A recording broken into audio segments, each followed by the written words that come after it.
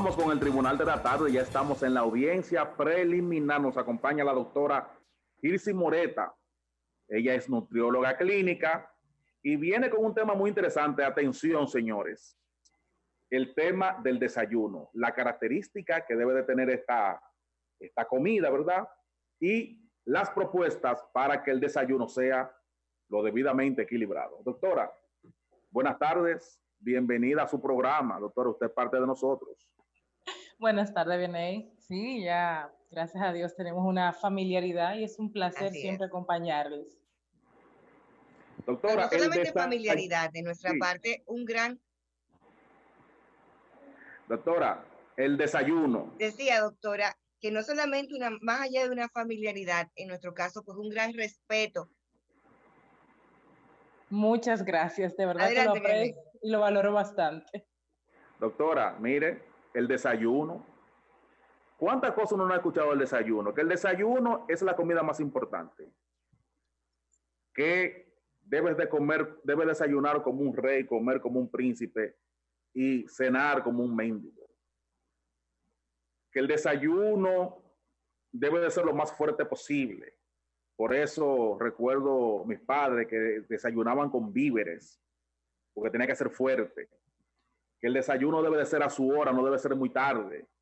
Háblenos de esto, doctora, de la característica que debe tener un desayuno. Bueno, pues mira, tú has tocado varios tópicos que son muy importantes y que algunos ya no están en el renglón en el que antes encajaban. Con respecto a que la comida más importante, pues déjame decirte que ya eso es algo que ha pasado a otro plano, puesto que todas las ingestas que nosotros realizamos durante el día son importantes. Tanto el almuerzo como la cena, como las meriendas son importantes indistintamente del horario. Y por eso decimos que ya el desayuno no es la comida más importante. Entonces, ¿qué sí tiene el detalle de que desayunas como un rey y después vas disminuyendo gradualmente el ámbito de jerarquía y de importancia de las demás comidas? Tampoco ya eso se toma mucho en cuenta. Porque si en el día tú haces una sola comida y suponemos que es el almuerzo por razones diversas, que pueden ser tanto muchas veces por asunto de limitaciones económicas, o muchas veces porque tú estás haciendo un tipo de ayuno intermitente, pues esa primera ingesta del mediodía pues será tu comida más importante. Entonces, con respecto a la importancia del desayuno, radica en muchos aspectos. Primero porque es la comida que hacemos en el día, o sea, pasamos más de 8 horas de sueño, a veces 5, 6, dependiendo cuántas horas dormimos de sueño, y cuando nos despertamos es la primera comida que hacemos, por lo tanto es la comida que va a romper con el ayuno que tuvimos durante todas esas horas de sueño, por eso sí es una comida pues importante. Y al romper con ese ayuno, al incorporar alimentos en las primeras horas del día, en las primeras horas que nos levantamos, estamos entonces agregando al organismo nutrientes que nos van a aportar energía dependiendo del desayuno que hagamos. ¿Ok? Eso es importante. Hay un aspecto, doctora. El hecho muchas veces de la vida rápida, que es la excusa que se toma para decir no me siento a desayunar, sino que tengo que prepararme, levantarme, los niños al colegio y demás. Saltar esa comida, ¿qué implica? Bueno, muchas veces saltar el desayuno... Cuando digo qué implica a nivel ya, si realmente hace algún daño al organismo. Bueno, en el caso metabólico, mira, eso va a depender mucho de la característica del paciente, porque hay personas que están acostumbradas a no desayunarse, que han ya hecho de eso un hábito y no van a tener básicamente muchas repercusiones, han adaptado su organismo. Pero en el caso de algunas personas, no desayunarnos le da el clásico mareo, son personas que se marean porque muchas veces hay disminución de los niveles de azúcar en sangre, al tener tantas horas sin ingerir alimentos y seguir la rutina, la jornada diaria, progresando esas horas sin ingerir alimentos, la reserva que había a nivel hepático en el hígado de glucógeno, que es la manera como se almacenan los carbohidratos en nuestro organismo, en los seres humanos, se agota y el paciente puede presentar síntomas de hipoglicemia o lo que decimos literalmente en buen dominicano cuando le baja el azúcar. También muchas veces, al tener disminuidos los valores de glucosa en la sangre del azúcar, la respuesta de nosotros a las actividades cotidianas no van a ser la misma porque no vamos a tener el mismo aporte energético y el rendimiento físico y muchas veces mental no va a ser igual. Entonces, por eso siempre se toma en consideración que el paciente haga el desayuno y también tomando en consideración manejar los niveles de ansiedad que provoca tener muchas horas sin comer alimentos. Cuando nosotros nos detenemos a hacer un desayuno, vamos a tener una cantidad de alimento en nuestro sistema digestivo que va a ser procesado, luego va a ser metabolizado, y eso interfiere con la liberación de ciertas hormonas y sustancias que regulan el apetito, que regulan la sensación de hambre y que por lo tanto, de este punto de vista, también van a regular lo que es la ansiedad para otras comidas. Por consiguiente, la siguiente sería o una merienda o el almuerzo. Entonces, por eso sí hacemos hincapié en los pacientes en que hagan su desayuno o en que creen el hábito, o en los que se desayunan continúen con el hábito eligiendo los alimentos adecuados para un desayuno. Doctora, precisamente, ¿cuáles son los alimentos adecuados? ¿Cómo debe ser un desayuno, doctora? Un desayuno promedio, ¿verdad? Pudiéramos decir así, ¿qué debe de tener? ¿Cuáles nutrientes? Exacto. Mira, un desayuno promedio debe tener los 3 macronutrientes. Nosotros hemos visto siempre aquí en República Dominicana, por influencias de, pues, norteamericanas, que es la cultura que tenemos más próxima, que el desayuno típico era jugo, cereal con leche, pan tostado, por ejemplo, mermelada, y son desayunos que lamentablemente solamente tienen un macronutriente, que es carbohidrato, solo nos están aportando básicamente azúcar. Entonces, azúcar. Y por eso es que tú ves que luego de que se ingiere ese desayuno, tú te sientes muy enérgico, porque claro, le estoy dando azúcar a mi organismo, por lo tanto voy a tener energía, pero luego vas a ver que así mismo como se hacen esos picos, esas elevadas de azúcar o de glucosa en sangre, viene la insulina, que es la hormona que regula o que permite que entre el azúcar en sangre, viene la insulina, hace o ayuda a que se transporte ese azúcar en sangre y luego los niveles de azúcar bajan. Entonces, por consiguiente, viene la falta de energía y el cuerpo va a manifestar esa falta de energía con más hambre. Porque cuando hay disminución de niveles de azúcar, el cuerpo dice, me está faltando algo, necesito comer más. Entonces, ¿qué le proponemos al paciente? Que se incluyan los 3 macronutrientes principales, que son las proteínas, que son los carbohidratos como tal, y las grasas. Los carbohidratos siempre van a aportarnos energía inmediata, pero vamos a elegir carbohidratos que sean más adecuados. En vez de elegir pan simple, podemos elegir, por ejemplo, pan integral, o podemos elegir una avena integral en sustitución del cereal de caja, porque lamentablemente los cereales de caja, aunque por más bonito que nos lo pinten en el etiquetado, en la parte frontal, si no vamos a la contraparte, que es el etiquetado nutricional, vamos a ver que simplemente la mayoría de lo que tienen es azúcar, o sea, no son básicamente una opción saludable. Hay que escudriñarlo bien. También agregarían proteínas, que son las que nos permiten tener esa sensación de saciedad por más tiempo, porque son moléculas más complejas y por lo tanto el cuerpo toma más tiempo para poder degradarlas y metabolizarlas. Y ahí incluimos en ese grupo los huevos, los lácteos, el jamón, por ejemplo, de diferentes magnitudes, los quesos como tal, y esas son las fuentes de proteínas importantes en el desayuno, o los cárnicos y derivados. Y en el caso de los lípidos o de las grasas, sí es saludable comer grasa también en el desayuno. Lo ideal es que elijamos una grasa saludable, pues ahí podemos incluir los frutos secos también, o podemos incluir el aguacate. Y qué más simple que tú hacer una tostada de pan integral con un huevo revuelto, por ejemplo, y una tajadita de aguacate y una taza de té. Ahí tú tienes todos los macronutrientes, tienes un desayuno que no es complicado con asuntos de preparación y tiempo, pero que te va a permitir sentirte saciado por más tiempo y hacer todas las funciones que ya hablamos con anterioridad. Y sí, voy a tocar un punto, el tema de las cantidades. Dijiste una tostada, o sea, no fue un sándwich, no fue tres lonjas, no, una tostada. Hablemos de cantidades para que tener la calidad necesaria y que no se convierta pues el alimento en algo complejo por aquello.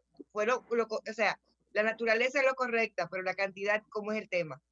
Exactamente. Mira, las cantidades, Charlotte, una pregunta muy, muy importante, van a adecuarse de acuerdo a las necesidades del paciente, al peso en kilogramos del paciente y a la meta que quiere el paciente. Porque no es lo mismo yo hacerle un desayuno o un menú a un paciente que sea obeso, grado 3, obeso mórbido, que a un paciente en sobrepeso o un paciente normopeso que simplemente quiera mantenerse saludable. Entonces, te lo pongo como una tostada, como en términos generales, porque básicamente una tostada sería lo adecuado tanto para un paciente obeso como para un paciente sobrepeso, ¿ok? O un paciente normopeso. Ya ahí se adecuamos las cantidades del huevo, cuántos gramos de proteína irían por el huevo o por el jamón, cuántos gramos de grasa, porque también eso se calcula dentro de un desayuno o dentro de cada ingesta que se diseña en el menú del paciente que va a llevar a cabo un plan nutricional. Las cantidades son muy importantes porque a veces entendemos que porque es saludable podemos abusar de las cantidades, pero el Coma fruta, exceso...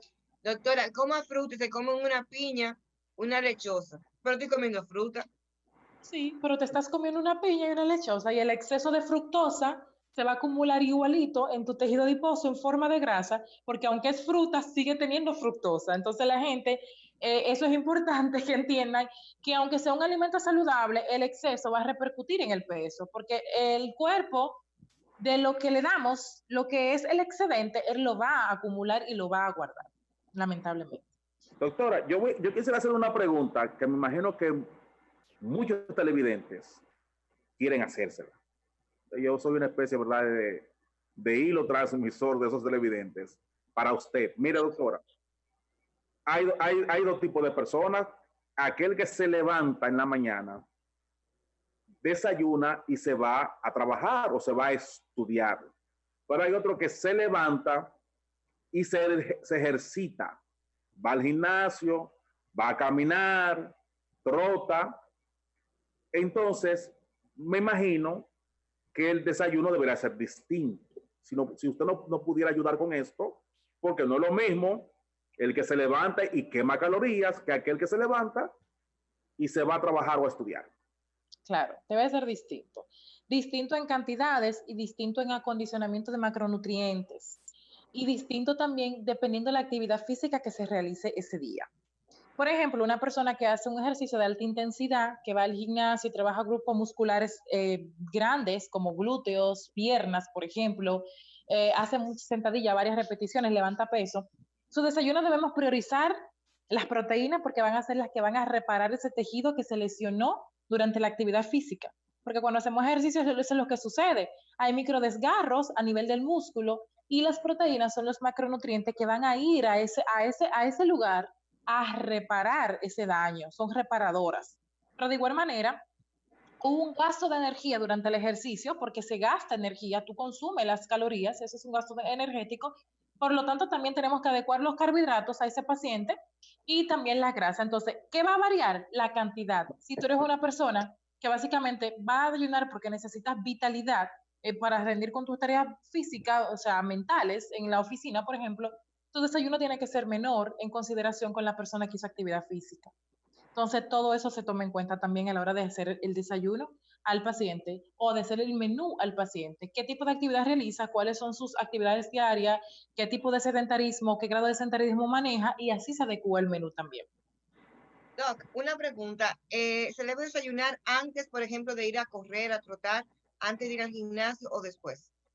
Mira, esa es una pregunta que está muy en el debate y que todavía no se llega a un consenso general, pero es mucho de lo que le haga mejor a tu cuerpo.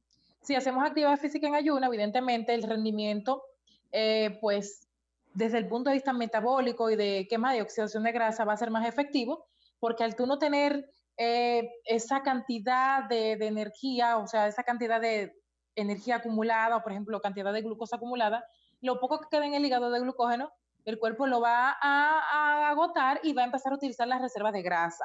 ¿Sí? Si a ti te hace bien hacer ejercicios en ayuno, tomándote, por ejemplo, una taza de café o de té verde, que son sustancias que son termogénicas, que ayudan a potencializar a eficientizar la quema de grasa, perfecto. Ahora bien, si tú eres un paciente, por ejemplo, diabético, no te recomiendo que jamás me hagas ejercicios en ayuna, pero jamás, nunca de los jamases, porque sí puede tener complicaciones. Si tu cuerpo, porque nosotros estamos ahora mismo hablando de lo que es la nutrición intuitiva, la parte de escuchar mucho tu cuerpo. Si a ti te funciona, por ejemplo, ir a hacer ¡Qué buen actividad física, concepto! sí, Nutrición intuitiva. intuitiva, alimentación intuitiva, o sea, de escuchar tu ¡Súper! cuerpo, de ver lo que te funciona a ti, porque no es lo que le funciona a aquel paciente, necesariamente tu organismo va a reaccionar igual. Entonces estamos muy ahora en esa onda de valorar también esa parte, la conexión de las emociones, de las reacciones de nuestro organismo con lo que comemos y cómo reaccionamos, y eso es muy importante, escuchar nuestro organismo. Entonces, con respecto a eso, si a ti te funciona hacerlo en ayuna, perfecto. Si tú, por tu parte, tú entiendes que lo hiciste en ayuno y no te funcionó, te mareaste, pues les recomendamos que se haga una comida ligera, que sea en base a un carbohidrato, por lo general una fruta, y que lo haga en un periodo de tiempo entre media hora a una hora antes de hacer la actividad física, para que tenga todavía el aporte energético de ese carbohidrato, de esa fruta, y pueda hacer tu actividad física sin ningún problema. Nos recomendamos hacer comidas copiosas antes de la actividad física, porque entonces puede venir lo que son las indigestiones abruptas y el paciente puede vomitar, puede sentirse sofocado y tampoco es recomendable. Bueno, estamos conversando con la doctora. Sí, sí, una pregunta, viene, excúsame. Doctora, ¿todo el que tiene sobrepeso o está gordo es porque come? Lamentablemente, hay una asociación directa con lo que se come. Son múltiples las causas del sobrepeso y de la obesidad, pero sí se evidencia un desbalance entre lo que ingerimos y lo que gastamos. Lamentablemente sí. Hay muchos factores más que se suman y que influyen, pero en la mayor parte de los casos, quien lleva el estandarte son las sobreingesta y la limitación en la actividad física, que trae como consecuencia el acúmulo entonces de ese peso en el organismo. Sí, estamos conversando con la doctora Gilsi Moreta, nutrióloga clínica, y estamos hablando sobre el desayuno, un tema interesante, de cómo debe ser el desayuno, sus características. Doctora, aquellas personas que no desayunan, y dicen, bueno, yo tengo 10 años, yo no desayuno, yo me levanto y tomo agua y como al mediodía.